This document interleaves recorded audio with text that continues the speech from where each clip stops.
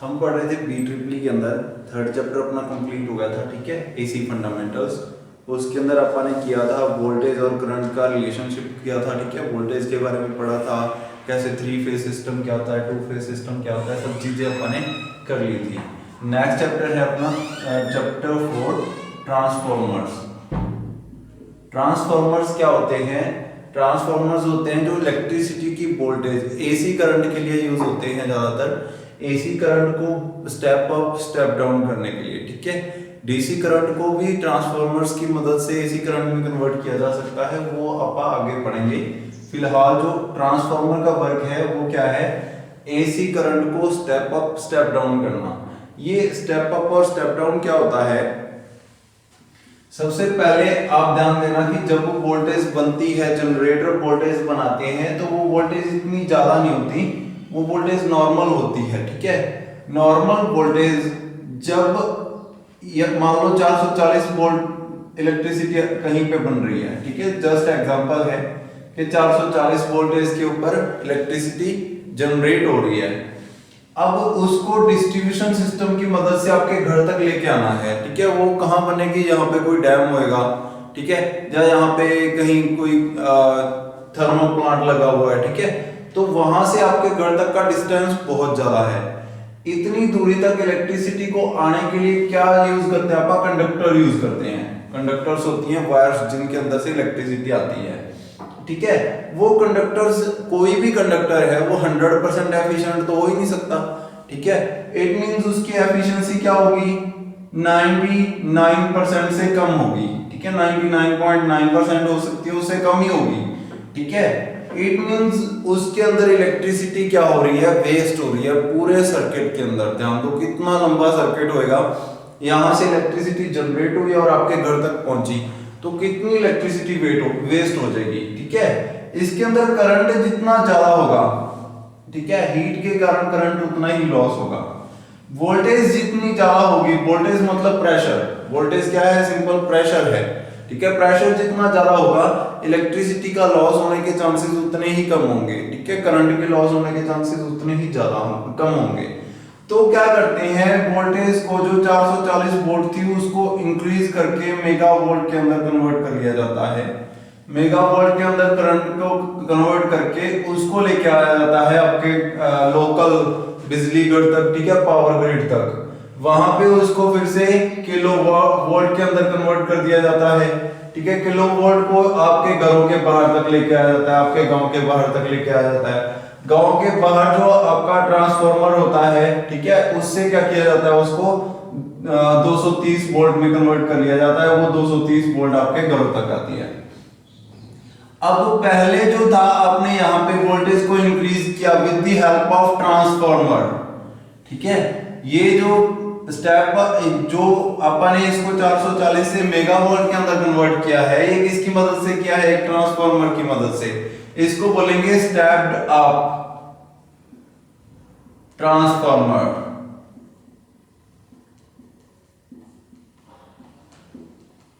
और जो यहां पे इसको मेगावाट से किलोवाट में कन्वर्ट किया, ये भी किसकी मदद से किया? किसी न किसी ट्रांसफार्मर की मदद से। इसको बोलेंगे stepped down, stepped down transformer. मतलब ट्रांसफार्मर क्या होते हैं? स्टेप अप ट्रांसफार्मर्स होते हैं, स्टेप डाउन ट्रांसफार्मर्स होते हैं। ये क्या काम करते हैं? इलेक्ट्रिसिटी की करंट को कम कर देते हैं, वोल्टेज को बढ़ा देते हैं, ठीक है, या वोल्टेज को कम कर देते हैं, करंट को बढ़ा देते हैं, ठीक है। स्टेप अप ट्रांसफार्मर जो होते हैं, थोड़ी सी और बताता हूं इसके बारे में, ठीक है, फिर आपका चैप्टर स्टार्ट करेंगे। जो स्टेप अप ट्रांसफार्मर्स होते हैं, stepped up transformers,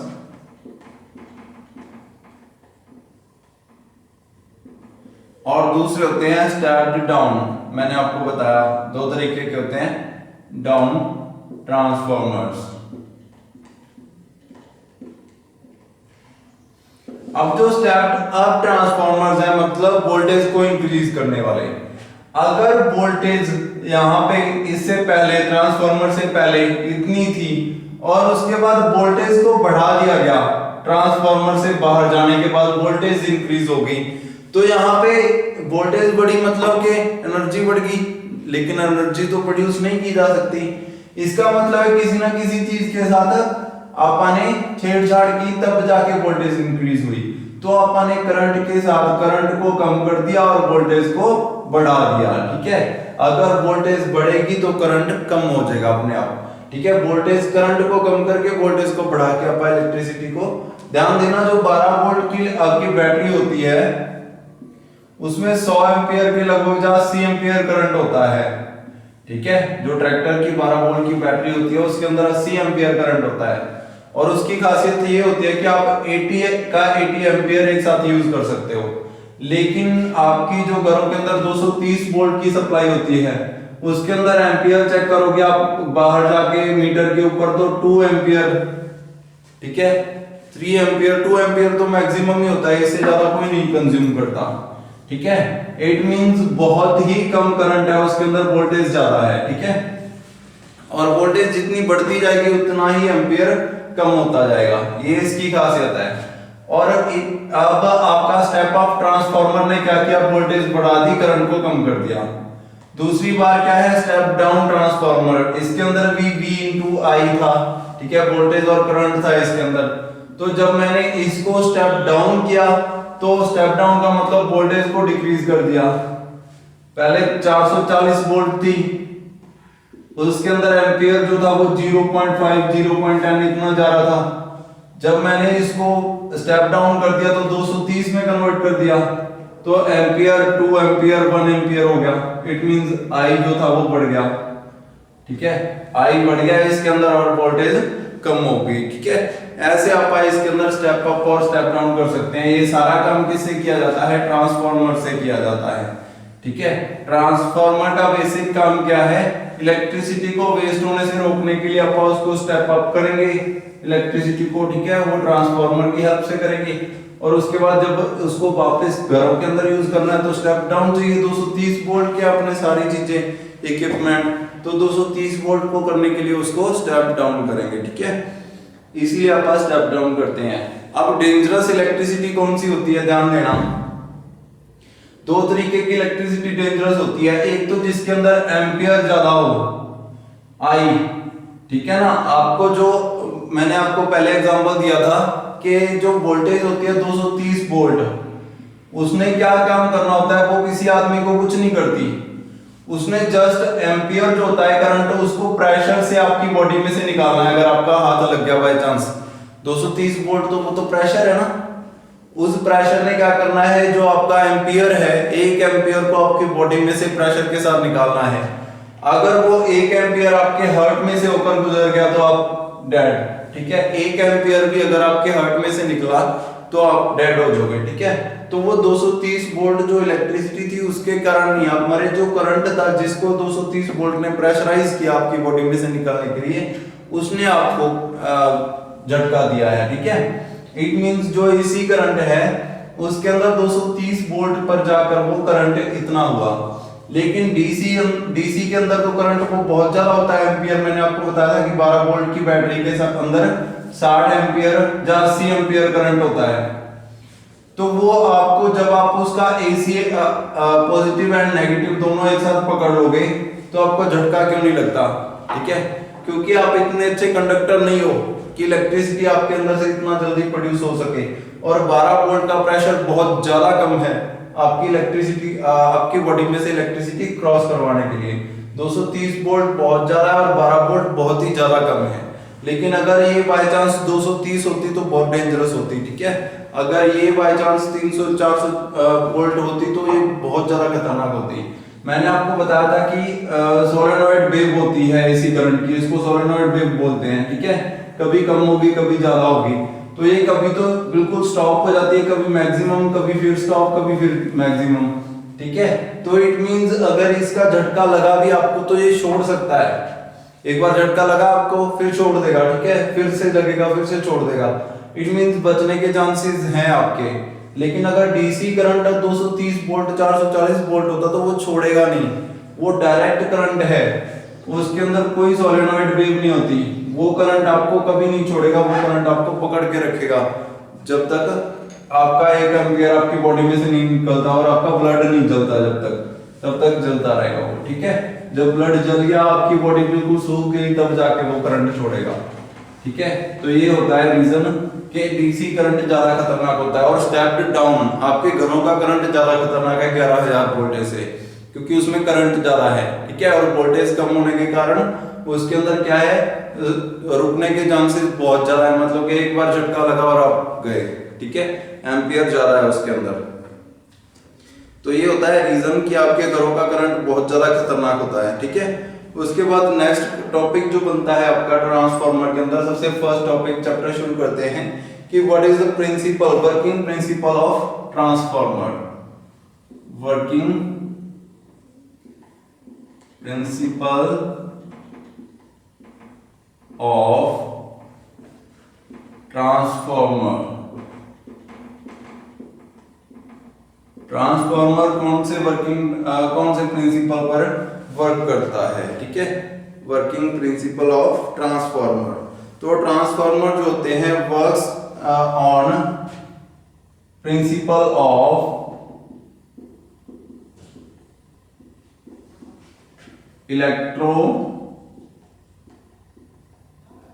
electromagnetic flux, EMF, ठीक है। प्रिंसिपल कौन सा है इसका, EMF electromagnetic flux, EMF principle पर ही वर्क करते हैं। कि अगर किसी बॉडी में से AC करंट निकाला जाए, ठीक है, एक कोयल बना के, तो उसके अंदर EMF प्रोड्यूस होती है। उस EMF से आप आगे चल के फिर से कोई ना कोई करंट पैदा कर सकते हैं, ठीक है।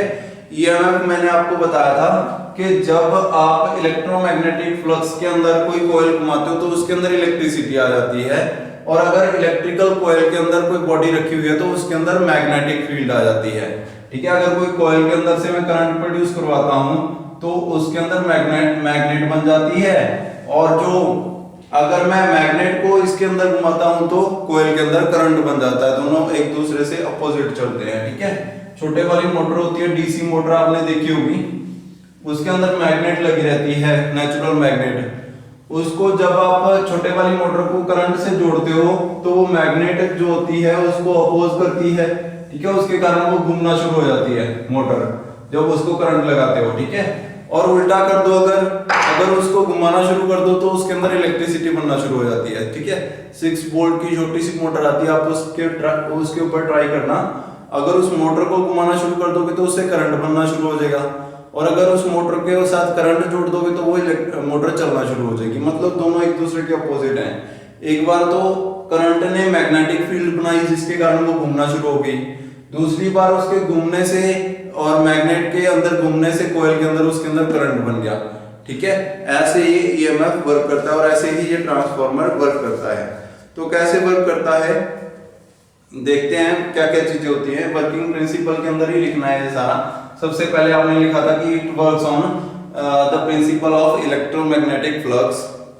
इसके अंदर क्या क्या चीजें होती हैं, डायग्राम देख लेते हैं।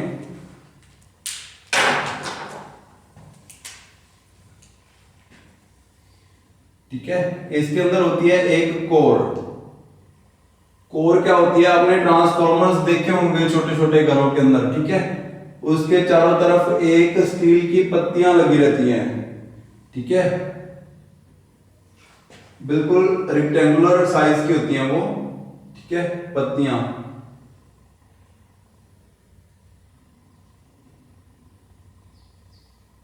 ठीक है, ऐसी पत्तियां होती हैं, बहुत सारी होती है वो पीछे तक, ठीक है, बहुत सारी पत्तियां लगी रहती हैं। वो क्या होता है, एक उसको बोलते हैं कोर, मैग्नेटिक कोर, ठीक है। उसका काम क्या है, उसके अंदर मैग्नेट नहीं है, लेकिन वो एक आयरन कोर होती है जिसके अंदर से जो मैग्नेट है वो आसानी से ट्रांसफर हो सके। ध्यान देना, आप किसी आयरन की रॉड के ऊपर एक नेचुरल मैग्नेट चिपका देना, ठीक है, और दूसरी तरफ से उसको किसी चीज के साथ, आयरन की चीज के साथ टच करवाना, वो उसके साथ चिपक जाएगी, क्योंकि उस आयरन की बॉडी में भी मैग्नेट आ गई। इट मींस जो फ्लक्स था वो उस आयरन की रॉड में से क्रॉस कर गया। ये आयरन की रॉड थी, आपने यहाँ पे इसके ऊपर मैग्नेट चिपकाई, यहाँ से किसी आयरन की चीज को इससे चिपकाना चाहोगे आसानी से चिपक जाएगी, क्योंकि जो आयरन की बॉडी थी उसके अंदर फ्लक्स आ गया, ठीक है, वो भी मैग्नेटिक हो गई। ये सब कुछ काम हुआ ड्यू टू फ्लक्स, ठीक है। तो यही फ्लक्स अपन इसके अंदर पैदा करना है जब अपन ट्रांसफार्मर की बात करते हैं। तो यहाँ पे क्या करेंगे अपन, एक प्राइमरी कॉइल मतलब के एसी करंट के साथ जुड़ी हुई डायरेक्ट कॉइल को इसके साथ अटैच कर देंगे, ठीक है। ये क्या है आपका एसी करंट, एसी सप्लाई। जिसके साथ एसी सप्लाई जुड़ी होती है उसको बोलते हैं प्राइमरी कॉइल, प्राइमरी कॉइल, ठीक है। और दूसरी, अब ध्यान दो, जब मैं करंट प्रोड्यूस करूंगा इसमें करंट आएगा एसी सप्लाई के अंदर, तो एसी सप्लाई के अंदर करंट क्या करेगा, यहां से क्रॉस होकर यहां से निकलेगा, ये कॉइल बन गई। कॉइल के अंदर ये मैग्नेटिक कोर है, तो मैग्नेटिक कोर के अंदर जो फ्लक्स थी, जो मैग्नेट पैदा होगी, और वो मैग्नेट कहां चलेगी, इस पूरी बॉडी के अंदर, एक ही डायरेक्शन में घूमेगी, या तो ऊपर से नीचे की ओर, या तो इस तरफ घूमेगी या इस तरफ घूमेगी, दोनों में से एक काम होगा। मैग्नेट जो है या तो इस डायरेक्शन में चलेगी या इस डायरेक्शन में, कौन सी डायरेक्शन से करंट आप छोड़ रहे हैं इसके अंदर, वो उसके ऊपर डिपेंड करता है, ठीक है। अब इसके अंदर मैग्नेट बन गई, और मैग्नेट जो है वो फ्लक्स वो इसके पूरी बॉडी के अंदर घूमना शुरू हो गई एक डायरेक्शन में। तो यहां पे मैंने क्या किया, दूसरी कोयल ऐसे ही बांध दी इसके ऊपर। अब ये डायरेक्टली कनेक्टेड नहीं है, दोनों क्या है, इंसुलेटेड है, मतलब कि कोयल्स दूर है इस कोर से, कोर के साथ कनेक्टेड नहीं है, जस्ट ये मैग्नेट पैदा कर रही है कोयल, ठीक है।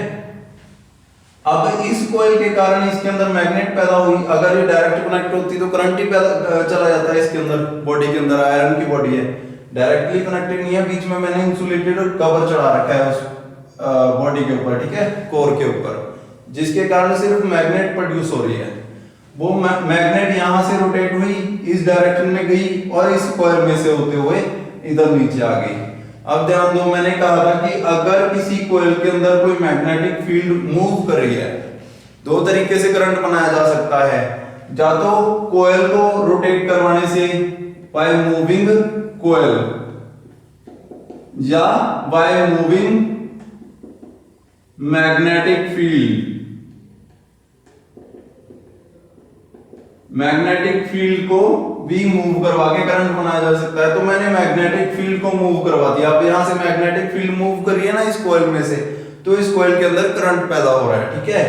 अब वो करंट जो है इधर जा रहा है इस कॉइल के अंदर, ठीक है, इस कॉइल से इन दोनों पार्ट्स के अंदर, तो ये क्या है, सेकेंडरी कॉइल,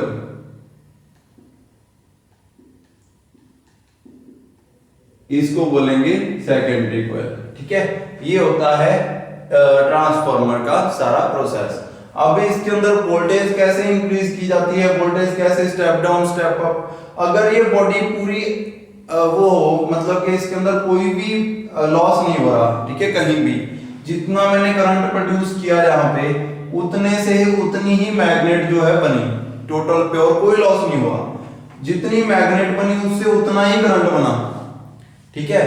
तो अगर जितनी कॉइल ये है उतनी ही कॉइल ये होती, तो यहां पे V into I into phi cos phi, ये होता है ना इसी current, total power is equal to, ये V1 I1 है, V1 I1 cos phi 1 is equal to V2 I2 cos phi. ये दोनों बराबर होते हैं, ठीक है, अगर इसके अंदर कोई लॉस ना होता, ठीक है। लेकिन लॉस तो थोड़ा बहुत तो होगा ही ट्रांसफार्मर के अंदर, जब आप इलेक्ट्रिसिटी को फ्लक्स में कन्वर्ट करेंगे और फिर से फ्लक्स को इलेक्ट्रिसिटी में कन्वर्ट करेंगे, तो थोड़ा बहुत करंट का लॉस तो होगा ही। लेकिन अगर बिल्कुल लॉस ना होता तो ये दोनों बराबर होते। इसका मतलब क्या है कि अगर ये कॉइल बड़ी बना दो और ये कॉइल छोटी बना दो, ठीक है, उससे आप इसका पावर बढ़ा सकते हैं, ठीक है, पावर बढ़ा सकते हैं, करंट बढ़ा सकते हैं, वोल्टेज कम कर सकते हैं, ठीक है। ऐसे ही अगर इसको कॉइल को बड़ी कर दूं, इसको कम कर दूं, इसको बड़ी कर दूं, इसको कम कर दूं, उससे मैं इसको स्टेप अप स्टेप डाउन बना सकता हूं ट्रांसफार्मर को, अपना जैसा मेरे को रिक्वायरमेंट है, ठीक है। तो ऐसे इसको वर्क करवाया जाता है, लेकिन इसमें लॉस होते हैं, ठीक है। यानी कि ये जो इक्वेशन है, इसको अगर मैं टोटल करूंगा, जितना पावर बनेगी वो पावर इससे नहीं बनेगी, इससे थोड़ी सी कम बनेगी, उसको बोलते हैं एफिशिएंसी लॉस। ठीक है, एफिशिएंसी 100% नहीं हो सकती किसी चीज की, थोड़ी बहुत एफिशिएंसी कम होगी, जिसके कारण ये फोर्स जो है इसकी कम बनेगी, पावर इसकी ज्यादा बन जाएगी। ठीक है, समझ गए? ये होता है आपका ट्रांसफार्मर। ठीक है, सिंपल सिंपल वर्किंग होती है ट्रांसफार्मर की। इस कॉइल को बड़ा छोटा करने से इसको स्टेप अप स्टेप डाउन बनाया जाता है। बाकी सारा यहाँ पे मैग्नेटिक फ्लक्स बना दी, मैग्नेटिक फ्लक्स से यहाँ पे फिर से इलेक्ट्रिसिटी बना दी। ठीक है, तो मैंने आपको बताया कि ये क्या है, कैसे ट्रांसफार्मर वर्क करता है। इसके अंदर ये प्राइमरी कॉइल है जिसके साथ एसी सप्लाई जिधर से आ रही होती है उसको प्राइमरी कॉइल बोलते हैं। जिधर लोड होता है आगे चल के इस पे लोड होगा ना कनेक्टेड, ठीक है, ये लोड वाला है, तो जिस साइड लोड होता है उसको बोलते हैं सेकेंडरी कॉइल। ठीक है, ये सेकेंडरी कॉइल है। तो प्राइमरी कॉइल कौन सी होती है? जो एसी सप्लाई से कनेक्टेड होती है, लिख लेते हैं प्राइमरी कॉइल।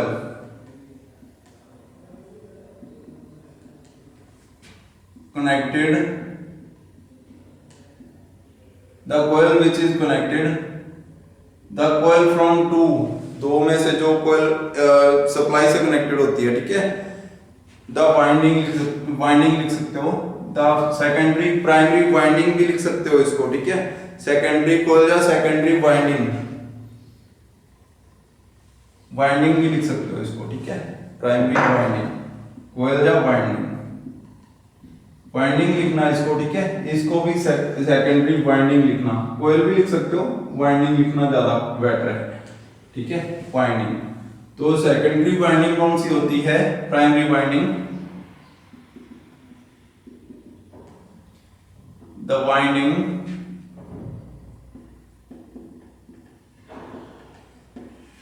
वो वाइंडिंग जो कि कनेक्टेड होती है, connected with the supply,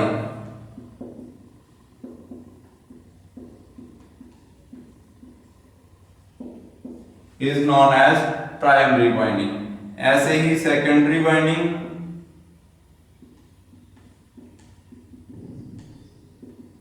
the winding connected with the load, connected with the load is known as secondary winding. ठीक है, ऐसे ही क्वेश्चन आता है what is stepped up transformer या step up transformer. Step up भी लिखा मिलेगा आपको, स्टेप्ड अप भी लिखा मिल सकता है, दोनों ही क्वेश्चन सेम है। स्टेप अप ट्रांसफार्मर कौन से होते हैं? जिनमें जो सेकेंडरी वाइंडिंग है उसकी वोल्टेज ज्यादा होती है। If the voltage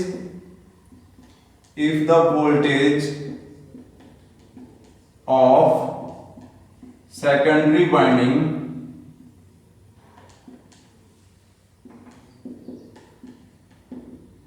is more than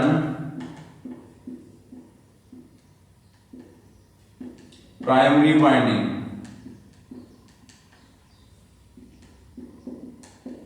अगर सेकेंडरी वाइंडिंग के अंदर वोल्टेज ज्यादा है प्राइमरी वाइंडिंग से, तो ये कौन सा ट्रांसफार्मर है? Step up. मैंने आपको बताया था जो जहां पे इलेक्ट्रिसिटी जनरेट होती है उससे सबसे पहले उसको मेगावाट में कन्वर्ट करने के लिए स्टेप अप ट्रांसफार्मर लगाया जाता है। यहां से 440 वोल्ट, यहां पे मेगावाट। ठीक है, तो वो कौन सी है? स्टेप अप ट्रांसफार्मर है। ठीक है, तो वहां पे स्टेप अप ट्रांसफार्मर यूज होते हैं। यहाँ पे सेकेंडरी जो लोड वाला हिस्सा है उसका ट्रांसफार्मर का, ये लोड वाला हिस्सा इधर वाला, ये तो कनेक्टेड है, ये तो है मेगावोल्ट, और ये सप्लाई वाला हिस्सा है ये कनेक्टेड है 440 वोल्ट। इट मींस जो आउटसाइड वोल्टेज है वो ज्यादा है, तो सेकेंडरी वाइंडिंग की voltage more than primary winding, तो कौन सा होगा? Step up. और स्टेप डाउन, ये क्वेश्चन आ जाता है what is step down step up transformer. Stepped down भी लिखा जा सकता है। ठीक है, स्टेप्ड डाउन या step down transformer. If the voltage of secondary winding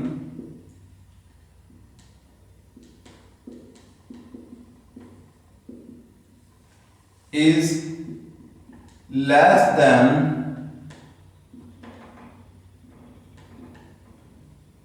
primary winding,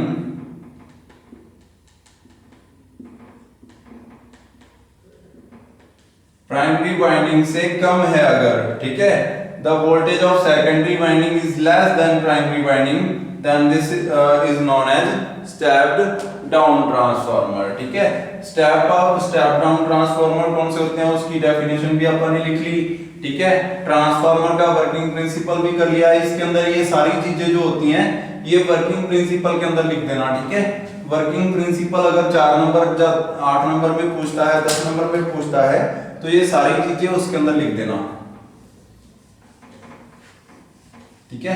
next आपका क्वेश्चन जो होता है वो बनता है कि ट्रांसफार्मर का वर्क क्या है, काम क्या है ट्रांसफार्मर का, ठीक है। तो ट्रांसफार्मर जो होता है ये क्या करता है, इलेक्ट्रिकल पावर को वन सर्किट से दूसरे सर्किट में भेजने का काम करता है। पहले पीछे जो सर्किट था ये वाला था, ठीक है, इससे दूसरे सर्किट के अंदर इलेक्ट्रिसिटी को, अब ये सर्किट ही अलग था पूरा का पूरा, इसके अंदर कहीं से भी ये इसके साथ कनेक्टेड नहीं था डायरेक्टली, लेकिन इसने क्या किया, जस्ट मैग्नेटिक फील्ड शेयर की है इसके साथ, ठीक है, जिसके कारण इसके अंदर करंट बन गया। तो ये सर्किट ही अलग है, एक सर्किट को दूसरे सर्किट में ट्रांसफर कर दिया इलेक्ट्रिसिटी को, ठीक है। और उसके बाद ये फ्रीक्वेंसी के अंदर कोई छेड़छाड़ नहीं करता, फ्रीक्वेंसी सेम रहती है 50 हर्ट्ज, ठीक है। 50 हर्ट्ज जो फ्रीक्वेंसी है उसके साथ नो चेंज, कोई चेंज नहीं आता उसके अंदर। एंड ये वोल्टेज रिसीव करता है, जो वोल्टेज होती है उसको कम ज्यादा कर सकता है। Can be step up and step down the voltage, step up भी कर सकता है एंड स्टेप डाउन भी कर सकता है, ठीक है। ये सारा काम कौन कर सकता है, आपका ट्रांसफार्मर कर सकता है। आज के लेक्चर में आपका इतना ही पढ़ेंगे, ठीक है। बाकी नेक्स्ट लेक्चर के अंदर नेक्स्ट आगे करेंगे, ठीक है।